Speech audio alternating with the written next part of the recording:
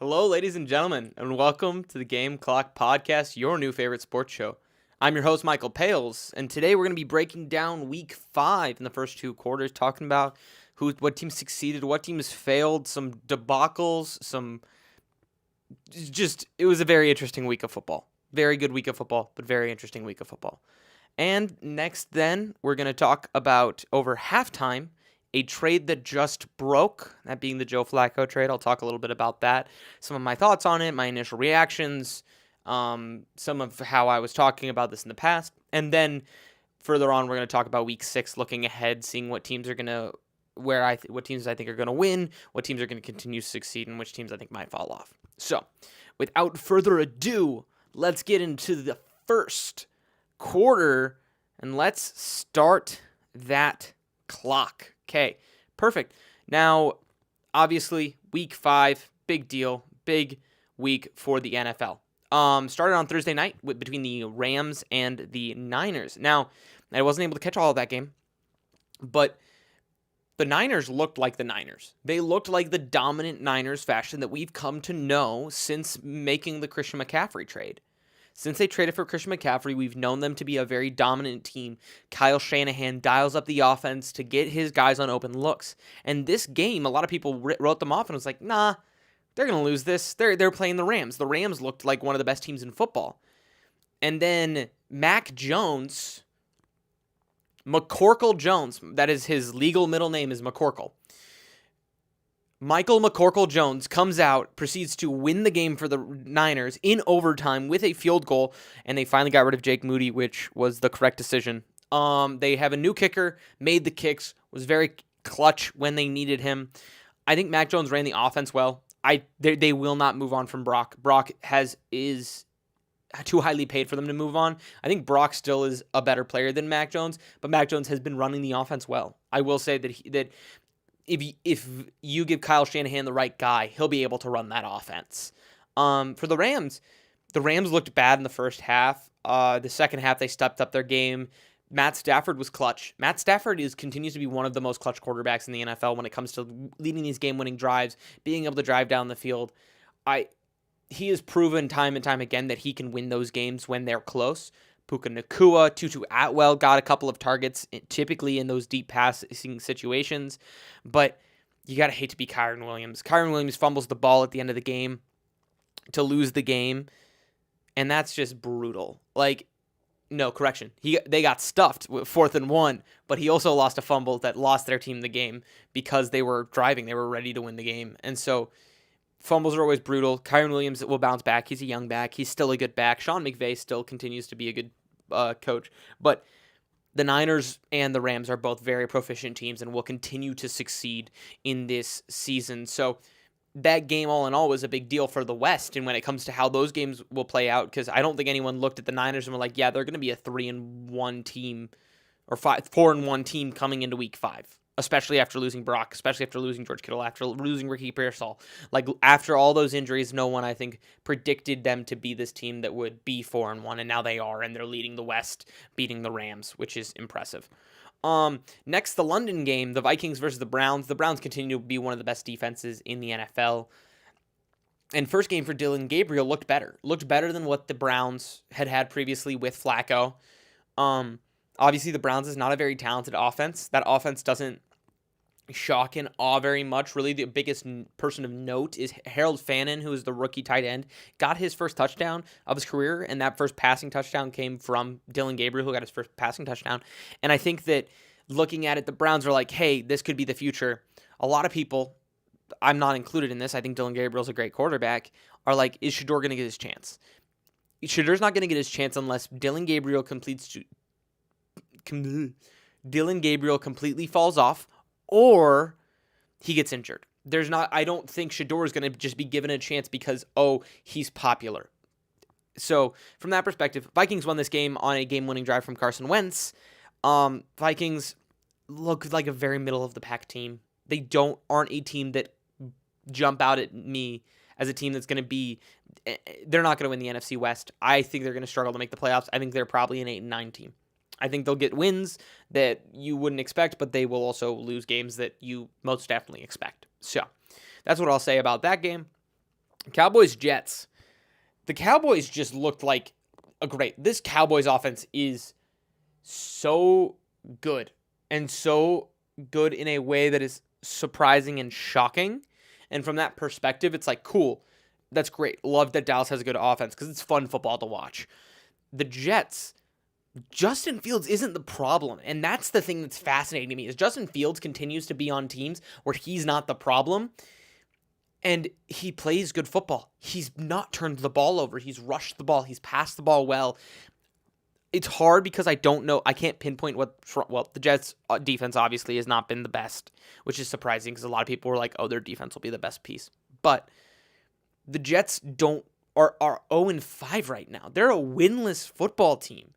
And that is just insane to me that they're a winless football team. I did not look at that roster and said, oh, they're going to be one of the only teams that's 0-5 coming into week 6.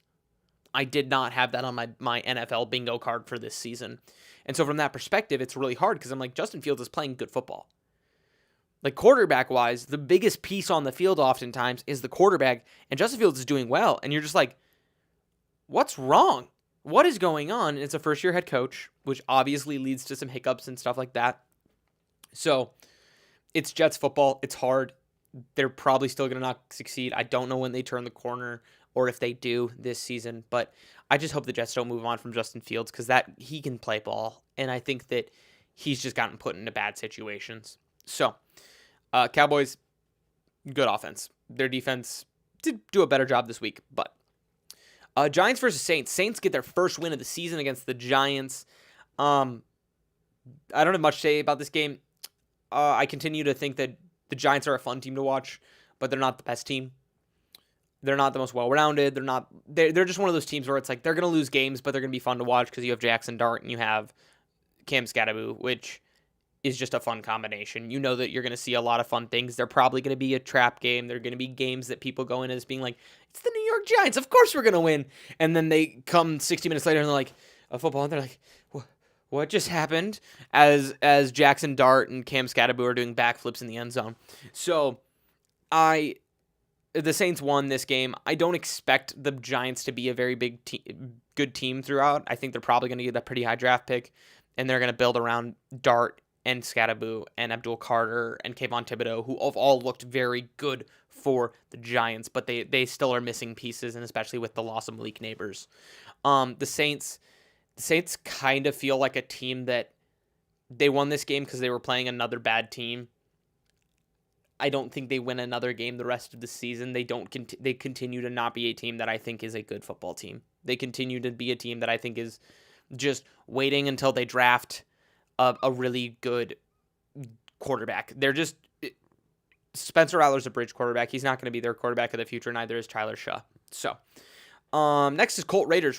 Colts said, "Oh, we lost a game," and then proceeded to take out all of that aggression that they had from Adonai Mitchell for giving up 14 points worth off of penalties and fumbling the ball before he gets to the end zone. We'll talk more about that later. Into the Raiders, and they put 40 on the Raiders. 40 points is not easy to score in football, let alone at the National Football League. Geno Smith is not a good quarterback. I have believed this for a while. He got put in a good situation with Seattle. He had one good season where he had a good O-line and good weapons. And then as he has moved around and has the Seahawks team got worse, and as he got put into new situations, he continues to make bad decisions that we saw when he was with the Jets and thought, oh, he must have fixed that. No, it was because he had time. When he doesn't have time, he makes dumb decisions. And he did that again. He currently leads the NFL in interceptions, and the Raiders aren't going to bench him because Pete Carroll won't bench him because that admits that trade was a bad trade. And so, from that perspective, Geno is going to be the starter. I would not be surprised if Geno is on pace to do what only we thought Jameis Winston... Actually, no, wouldn't even do what Jameis Winston did because Jameis Winston had 30 touchdowns. I think Geno could get just as many interceptions as Winston did without the production on the touchdowns. So, the Raiders are going to be a really rough team to watch this year.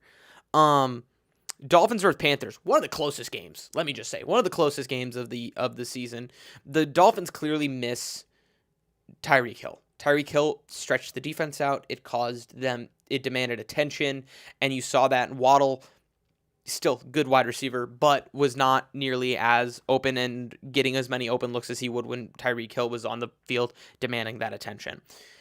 The Panthers looked good. The Panthers offense is good. Tetero McMillan is continuing to step into that role. I think T-Mac's going to be a very, very prolific and proficient player in the NFL. And I think that he is showing that. His size, the way he's able to move after the run, his run after catch, everything like that is what I want to see in a big body wide receiver, and also the catching that he's been able to display. I think looking at all of that, I think the Panthers are going to be a team that's going to be on the rise. They just need a few more pieces. And I think they're showing that they're going to do that. And that is the end of quarter one, ladies and gentlemen. As we get into quarter number 2, we're going to be running it back. Start at the quarter, whistles blown. We're back in the second quarter. We're going to Broncos-Eagles.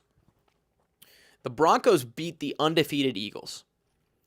And this is where I have said, and I believe, that the Eagles were not the best team in the NFL. And even my prediction for who the best team in the NFL was fell flat as well on Sunday night. But the Eagles have to play good at all levels of the game, and they didn't this week. They struggled in certain aspects. The offense has not been producing the way it should be with the receiving threats that they have. Like, they ended on a Hail Mary. They threw the ball. It was in the end zone. It is in Devonta Smith's hands, and A.J. Brown knocked it out. And that obviously wasn't intentional. Hail Marys, it's chaos. You don't know what's going on. You're just like, ball. Like, it reminds me of the dog from Up. And they say squirrel. It's like when a Hail Mary happens, it's ball. Go get it. So understand that I think that that's just a football play. Some people are looking into it, reading into it more, being like, is A.J. Brown unhappy? Does he want them to lose? I'm like, no, he doesn't want them to lose. He's a football player. But I clearly can tell he's not happy. Every single wide receiver I've met, except for one in my entire career of being a football player, every single wide receiver was like, I want the ball. If I'm open, I want the ball. A.J. Brown's getting open and is not getting the ball. And so I can understand how A.J. Brown's like demanding this, but it's really hard to watch because they obviously were succeeding. And then you're like, okay, A.J. Brown can be more quiet. But when A.J. Brown doesn't have the involvement that he wants and then proceeds to lose, I think that's when you're going to start seeing a little bit more turmoil in the locker room. We'll see if Sirianni's able to rein it in, which he has in the past, but that would be an interesting storyline. Broncos looked good. Bo Nix made the right reads, made the right plays. Their defense played well. I think the Broncos are one of those teams that is going to be probably a wild card team, lose to one of the top teams in the NFL. I think that's probably what I'm predicting for them. They don't necessarily...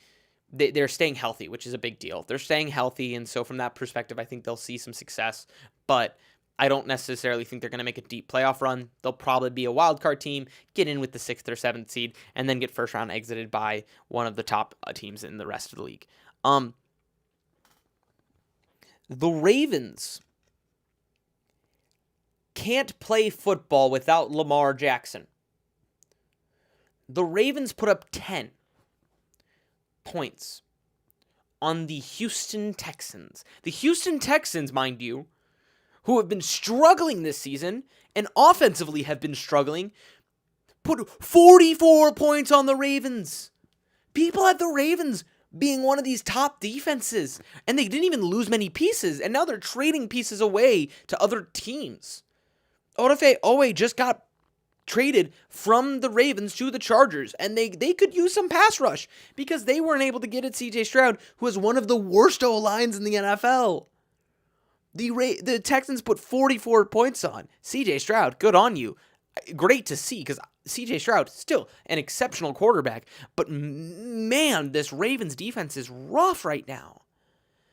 And it makes me question, it's like, if you guys are this bad without Lamar, it worries me from a team-building perspective because it shows how valuable Lamar is, because Lamar might win the MVP off of just seeing how bad his team is without him.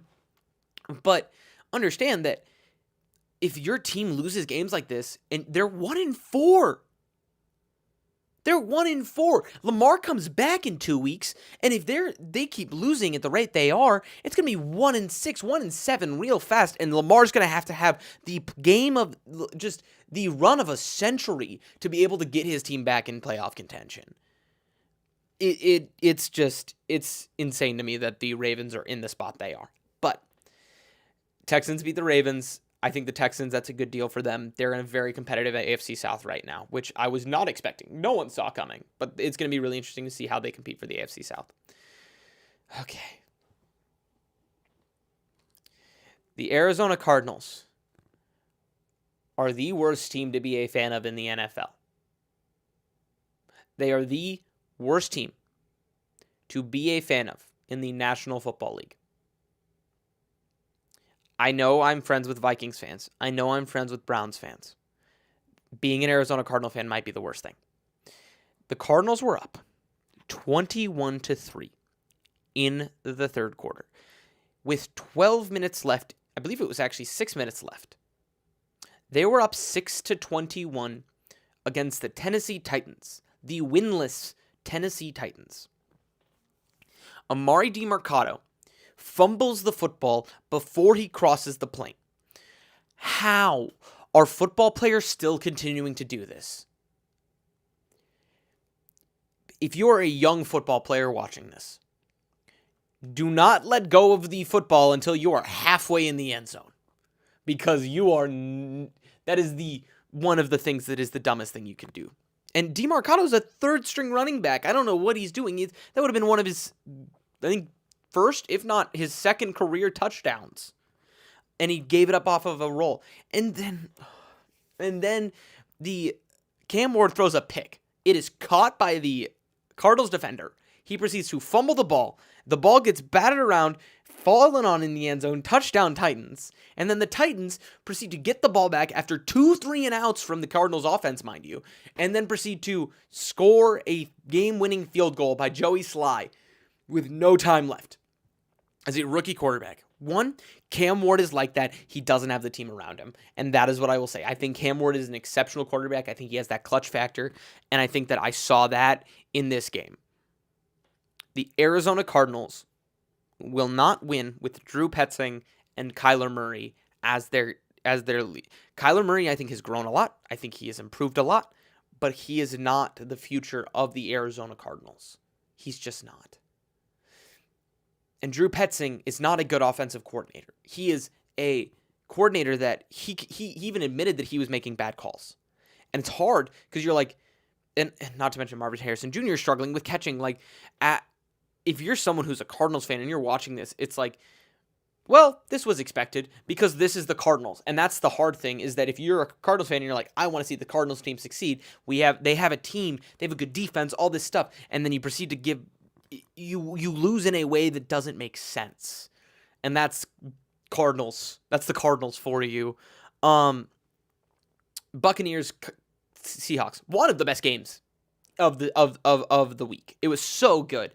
And Buccaneers, Emeka Mbuka is the best rookie wide receiver right now. I have to say right now, because Tedero McMillan definitely could step up, but Emeka Mbuka went into a situation where everyone's like, oh, he's going to be the wide receiver 3. He's going to really struggle to get touches because he's going into this, and it's like, you have Mike Evans, you have Chris Godwin above you. Like, how are you going to get the touches? He had 163 yards as a rookie wide receiver.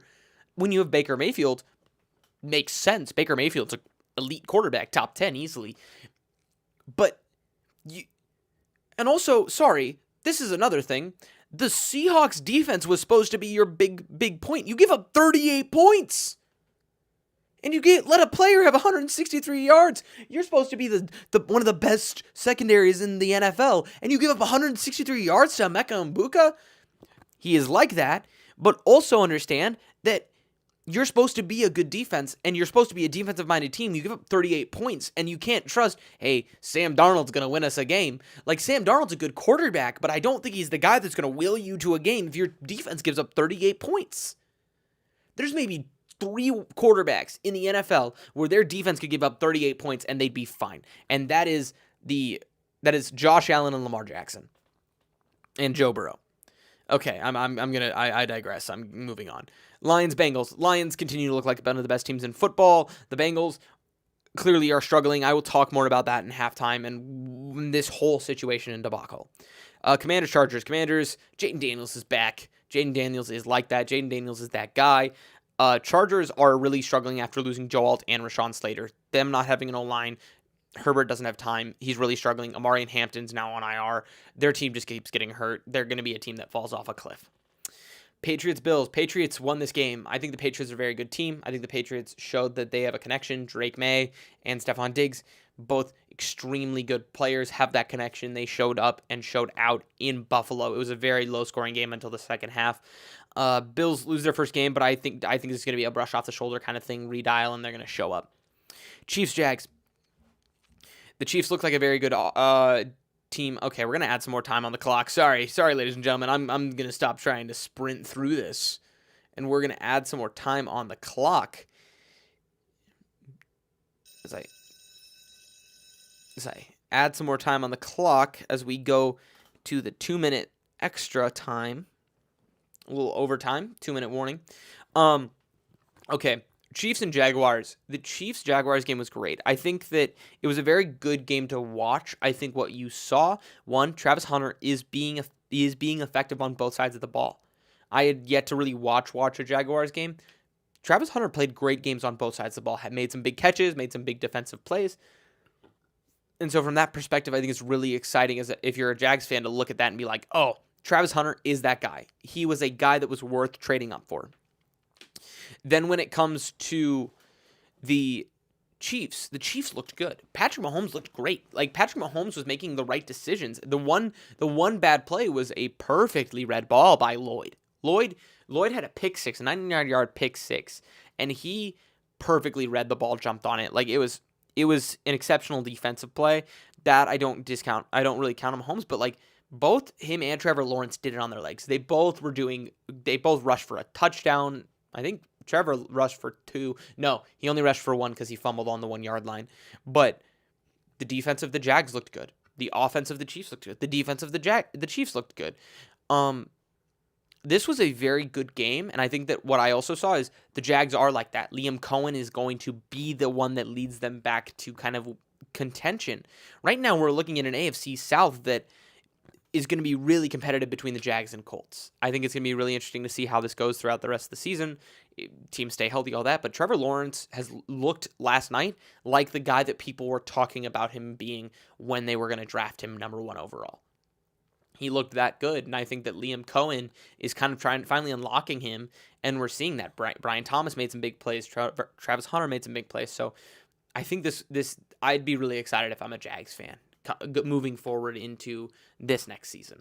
So, and with that, we are going to be moving to halftime. Halftime, put 5 minutes on the clock this time. 5 minutes on the clock, and we're starting. We're going to be talking about the Joe Flacco trade. Joe Flacco got traded to the Cincinnati Bengals after being benched for the Browns.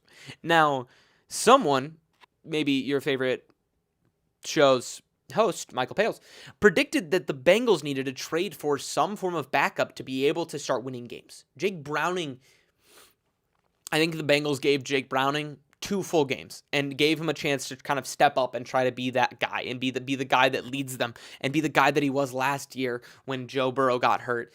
And he just wasn't. He wasn't producing. He wasn't running the offense well. You weren't getting the ball to your playmakers like T. Higgins and Jamar Chase and Chase Brown.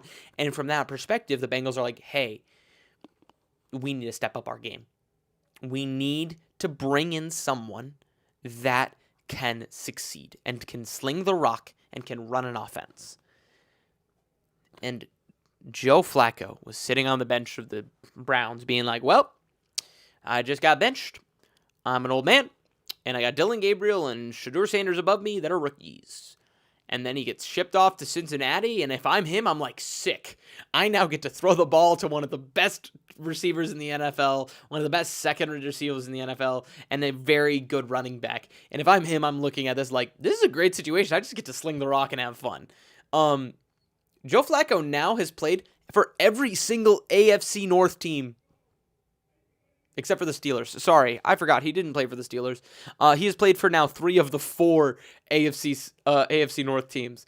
But looking at it, taking a look at this trade as a whole, it's the right decision for the Bengals. The Bengals needed Browning clearly was not going to be the one that could lead them to wins this season.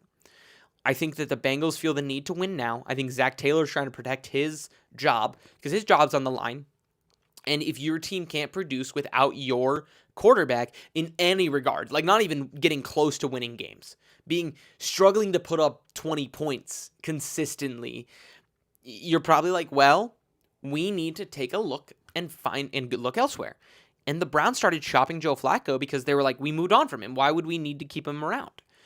And the Bengals were like, yes, let's do that. Joe Flacco is going to have a crazy season. I think that him stepping into this Bengals team where he will have these weapons and have the ability to just sling the rock, because there weren't weapons in Cleveland. Cleveland had a better defense, but Joe Flacco wasn't putting up points because there wasn't really a team around him. You had Jerry Jeudy, you had Harold Fannin and David Njoku, and that was really it. There wasn't really that guy that they could step up and look at. If I'm the Bengals fan, if I'm a Bengals fan, I'm like, this is going to be some fun football to watch. Because we know Joe Flacco will throw the ball. When he was with the Browns, he was throwing the ball to Jerry Jeudy, and it was just like, and he was with the Colts. Like, he can win games. And I think that's the thing that the Bengals are looking at, is they wanted a guy that can help them win games. They wanted a guy that will come in and be like, let's go. Let's go win some games, because Jake Browning was not doing that. And so I think for looking at it from that perspective, we're going to see a team that's going to come out with some new life next week. Going to come out. Obviously, Joe Flacco's not going to have the whole playbook down. It might take him a week or two to get acclimated to Cincy's offense. But either way, if you're someone who's into fantasy, which is a big deal, if you're into fantasy and you're a Jamar Chase owner, I'd be ecstatic, because I think Joe Flacco is a better quarterback than Jake Browning, will throw the ball more than Jake Browning, will put the ball on the money more than Jake Browning, and will be able to see more production from that Bengals offense. Because the Bengals offense and the Bengals team as a whole cannot succeed unless they are scoring 30 to 40 points a game. Because their defense cannot guarantee good games. They really struggle, and if I'm the Bengals and I'm the front office, I'm like, yeah, this is the right move. I thought they would. I thought they were going to look more towards a Kirk Cousins, but the asking price was probably more. I thought they'd look for a Jameis Winston, but that I can understand why they might have not gone that way. But they tried to give Jake Browning a chance to step into that role and really take charge. But when he didn't take charge, I think they finally said, "Okay, let's go get someone." And Joe Flacco was sitting there on the trade block, said hello, and now we're going to be looking into the future of the Bengals come the rest of this season, because Burrow will probably come back, but it'll be very late. And I think if the Bengals are looking at it, they're like, we need to be able to at least give ourselves a shot at being able to slide into a playoff spot, so that way Joe Burrow can start doing Joe Burrow things when they get to the playoffs. So, and with that, halftime is up. As the clock runs out, we're going to be looking now to next week and upcoming week and matchups.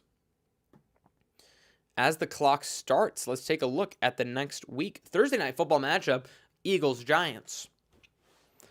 Yeah, Eagles win this game. Eagles, after their first loss, are now getting just a tune-up game. Like, they are getting a game that, if I'm them, I'm like, sick. We get to beat up on the Giants, which they've done in the past.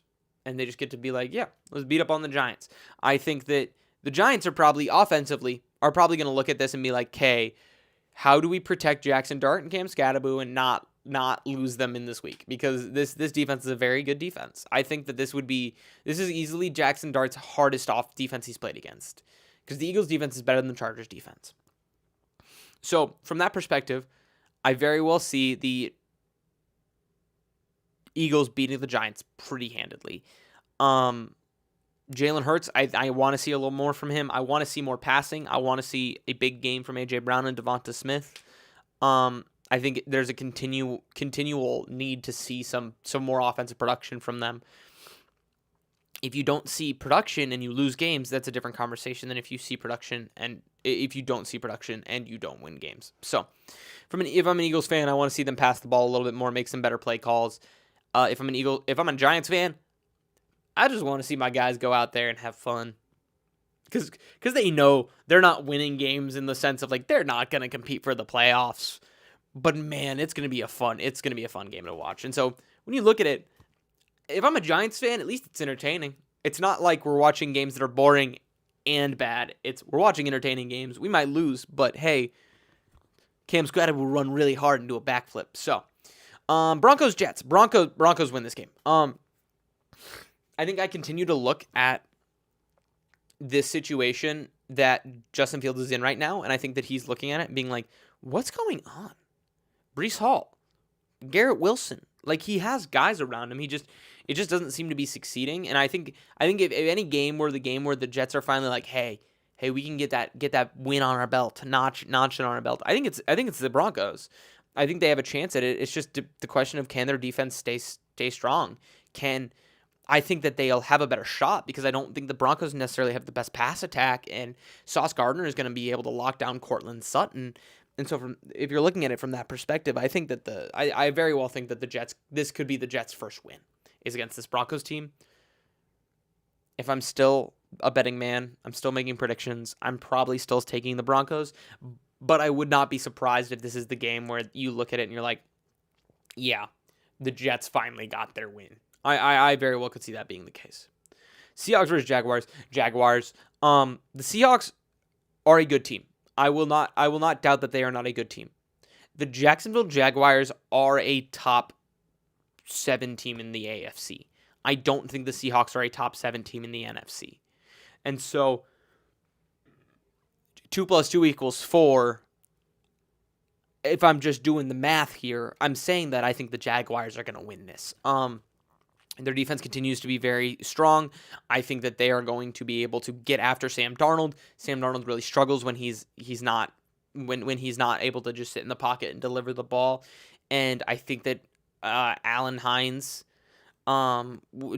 Hines will be able to get back there. Will be able to disrupt him.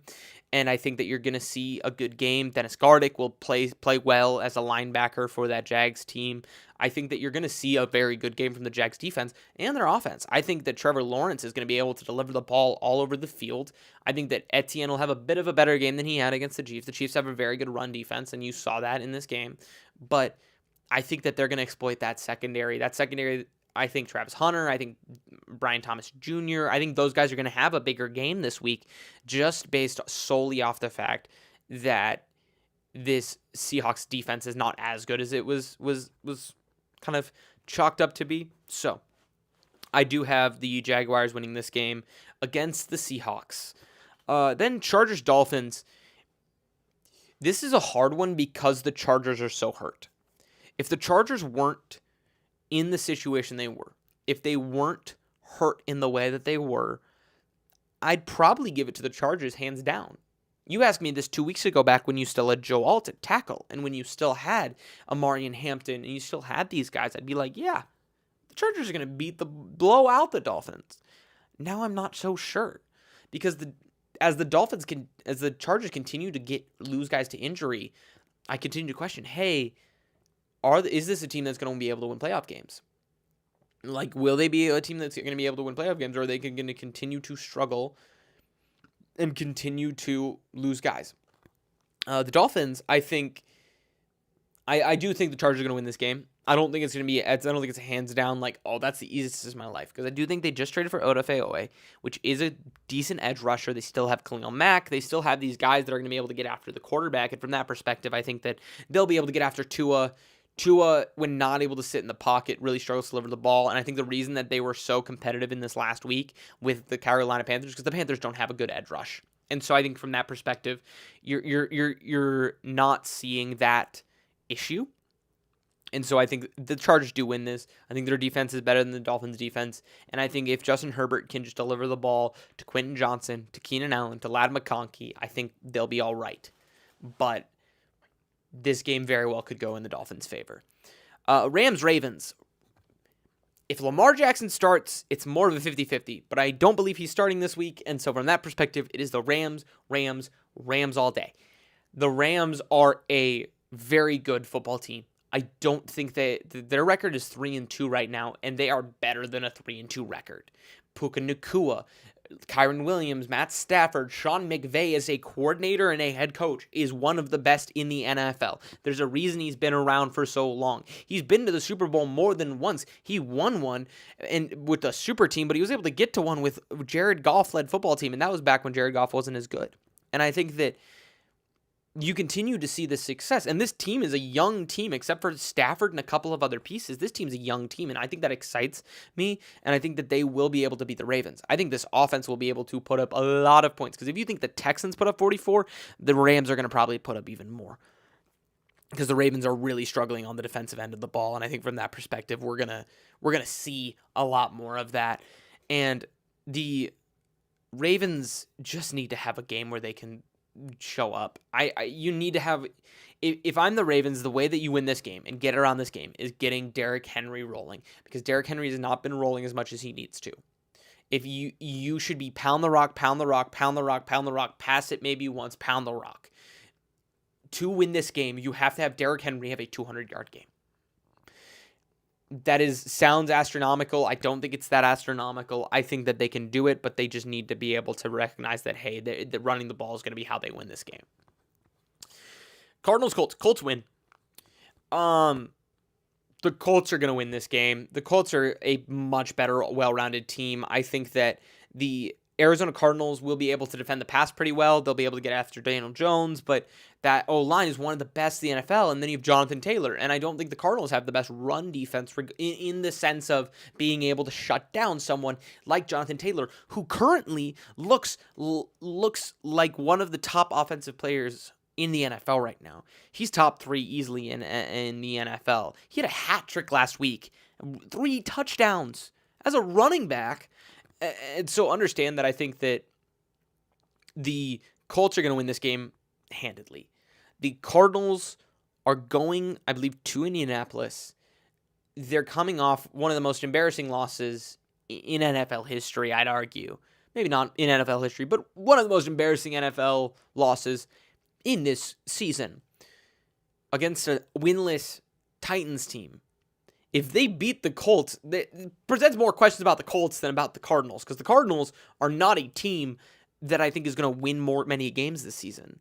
If they don't figure it out, if they don't look and say, hey, let's not lose football games, let's go win football games, I don't think it's going to be a successful situation. I think that the Cardinals need to go into this game and be like, we are going to take, they need to go into this game with we are going to take their souls.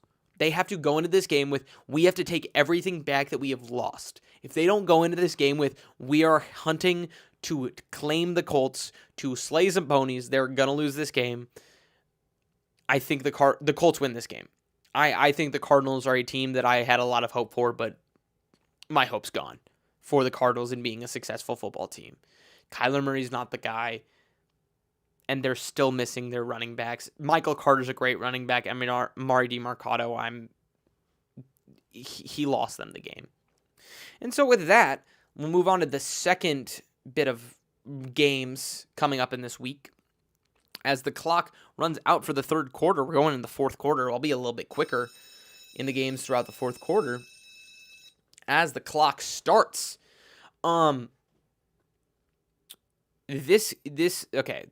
Next, we have Cowboys-Panthers. Cowboys win this. I think the Panthers' defense is not nearly as good as the Jets and some other teams. Obviously, apparently Dallas could just score 40 at will. It doesn't matter what defense they're playing, because they scored 40 on the Cowboys. They scored, I think, 30 on it was 24 on the Eagles. They scored a lot of points in a lot of places, and they've been a very effective team at scoring. And I don't think the Panthers have the firepower to be able to keep up with the Cowboys offense. Cowboys might have a top 10 offense and a bottom 10 defense very well. And so from that perspective, looking at it, I think that the Cowboys win this game.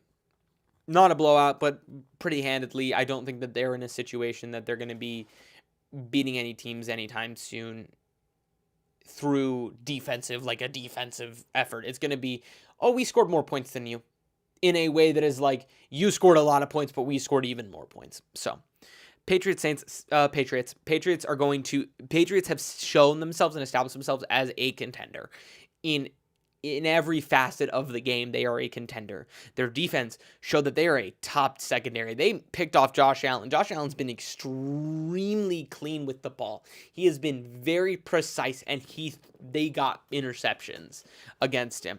This defense is well coached by Mike Vrabel, who's a defensive-minded head coach. You see it reflected, and then the offense has finally started firing.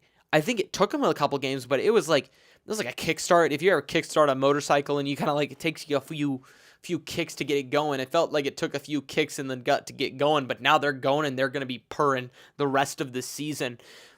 Stephon Diggs has stepped up, has shown his connection with Drake May. You're going to see Ramondre Stevenson, Travion Henderson. You're going to see these guys step up and continue to succeed. Hunter Henry. I think that this Patriots team is going to be a team to watch out for. They're going to be a team that makes the wild card, and it could be a very big, it could be a very, very upset alert at any chance they get. Browns are playing the Steelers after a bye week. The Steelers, I think, are going to come back healthy. They're going to come back gritty. They're going to punch the Browns in the mouth. This is going to be a low-scoring game. I think this game is probably going to look at probably a 17-13 kind of score. That's what my gut is telling me, is that this is going to be a game. Browns lose 17-13 against the Steelers. I think that Aaron Rodgers is going to play well, but they're going to establish the run game with Kenneth Gainwell, with Jaylen Warren. They're going to be able to establish that run. They're going to run the clock out. The Browns are going to struggle against the run this week. I don't know why, but I just feel like they are. And you're going to see a Steelers win. You're going to see a Steelers win. The Browns will continue to lose. I think Dylan Gabriel is still going to struggle. I don't think Dylan Gabriel is going to be very successful against this Steelers defense, because this Steelers defense is very good. So, Titans win. I think coming off of a win against the Arizona Cardinals, especially, you have two forms. The Titans get their first win, and I think they start rolling. I think they start feeling like, oh, we can win games. We're feeling ourselves. Let me tell you, a team with momentum is way scarier than a better team after a loss. A bad team with a win and coming off that and being high off that win I've seen a lot of times where they've beaten better teams just because they have that momentum. And I think the Titans are going to carry that momentum on. They're going to look at this. They're going to look at this Raiders team and be like, yeah, we can beat them. And they're just going to fire out and they're going to beat this team. And I think that the Raiders are going to come in. They're going to be like, we just lost 40-6 to the Colts. We got to play better. And then Geno's going to throw 2 interceptions, and it's going to lose them the game. So I think the Titans are going to win this game. I think that you're going to see Cam Ward step into his own. Tyler Lockett, Calvin Ridley. I'd be on watch for those guys having a big game this week against the Raiders and their less than stellar secondary. 49ers versus Buccaneers. I am not sure which quarterback's starting, but either way, I think the Buccaneers win this. I think the Niners are a very good team. I think that they're a team that has won some games that you would not expect. I did not expect them to win that Rams game, and they did. I did not expect them to beat the Cardinals. Granted, the Cardinals, I misunderstood, but they beat the Cardinals. I think that the 49ers go into this game, they're like, okay, they're not scared. Clearly, they are one of those teams that has been able to win games. But I think the Buccaneers are looking like a top team in the NFL and a top team in the NFC easily. I think they're going to win the NFC South pretty handedly as we come into this. And I think that Baker Mayfield is great. And Emeka Egbuka continues to be prolific. Mike Evans was out this past week, and we saw what happens. I think that you're going to see Bucky Irving. You're going to see Rashad White. You're going to see this Buccaneers offense take some plays and just make some plays. I think you're going to see them succeed against this 49ers offense and this 49ers defense. And I do believe that the Buccaneers are going to win this game. The Niners, depending on who their quarterback is, it's hard to say. If it's McCorkle, if it's Mac Jones, it'll be a different conversation. If it's Brock Purdy, I think it's going to be a really, really close game. But I think if it's Mac Jones and if they're able to get after him, it's going to be hard. Either way, it's going to be a close game, but I think it falls in the favor of the Buccaneers. Bengals-Packers. You know how I just talked in the halftime show about Joe Flacco and getting the ball rolling and everything like that? Well, now he has to play one of the top defenses in the NFL. He has to go in and be like, yeah, let's get going, Jamar T. Knock off the rust. Let's go. That's Micah Parsons. So I think that looking at that from that perspective, I think the Packers coming off a bye week, coming off that weird tie against the Cowboys, they're ready to win a game. And they look at this and they're like, well, let's win a football game. And so they're going to come out, they're going to blow it up. I think that the Bengals will score more points than they have the past few weeks. I think this game is going to be the most points scored since Joe Burrow went down. That's my prediction. I think they will score more points than when Joe Burrow went down. But the Packers are still going to win because I think the offense, the Packers offense obviously can score points. We saw that against the Cowboys. And I think that the Cowboys defense is better than this Bengals defense. And so I think you're going to see more points scored. You're going to see a very high scoring game. But I have the Packers winning this game. I think the Packers are still a top team in the NFL. Lions-Chiefs is going to be the closest game this week. The Lions-Chiefs is going to be such a fun game to watch because you have the gritty team that's just been on a roll of the Lions. The Lions have been one of the best teams in football. After that first week, they got punched in the mouth. It reminds me of that year where I believe it was 2022, the last time that Aaron Rodgers won his MVP, where they got demolished by a Jameis Winston-led Saints. And then they went on a tear after that. And it feels like that's what happened with the Lions. The Lions kind of got shell-shocked in the first game against the Packers, and since then they've been like, let's lock in, and have just been blowing out opponents, putting 40, 52 points. And I think from that perspective, you look at the Chiefs and you're like, I think the Chiefs might die. So I think the Chiefs are going to obviously play a good game. They've been playing a much better game since they started, but they're 2-4 right now. They are in a rough spot. Or no, not 2-4. They're 2-3. Yes, they're 2-3 right now, and they're in a rough spot. And you're looking at it and you're like, this is the Lions. Oh no. And the Lions, Tigers, and Bears, oh my. Apparently the Lions have become one of the top teams in the NFL overnight, and they're just a very good team. They're going to beat the Chiefs, and Patrick Mahomes is going to be in a really rough spot, looking at it being like, am I going to miss the playoffs for the first time since I became a starter? It might happen. Okay, moving on. Bills.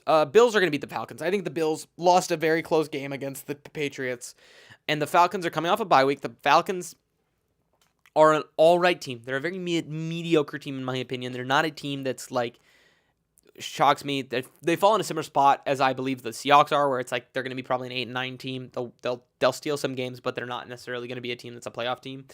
The Bills are going to come off, be like, we should not have lost that game, and just to the Falcons. So I think they beat the Falcons pretty handily. Josh Allen's going to step it up and show that he is still an MVP caliber quarterback and still is going to be the MVP of the NFL. Bears-Commanders. Commanders win this. Jaden Daniels is that guy. The Bears are a good team, but they come off a bye week. They're going to be healthy. It's really a 50-50, but that pass rush of the Washington Commanders, the defense of the Washington Commanders, plus Jaden Daniels and that team, I really like the Commanders here. I'm going to take the Commanders. And with that, as the clock runs out, thank you, ladies and gentlemen, for watching GameClock today. It was so great to talk to you guys about Week 5 and Week 6. I'm excited to see you guys next Tuesday again for your new favorite sports show, GameClock. Thank you, ladies and gentlemen, for watching. Good evening and good night.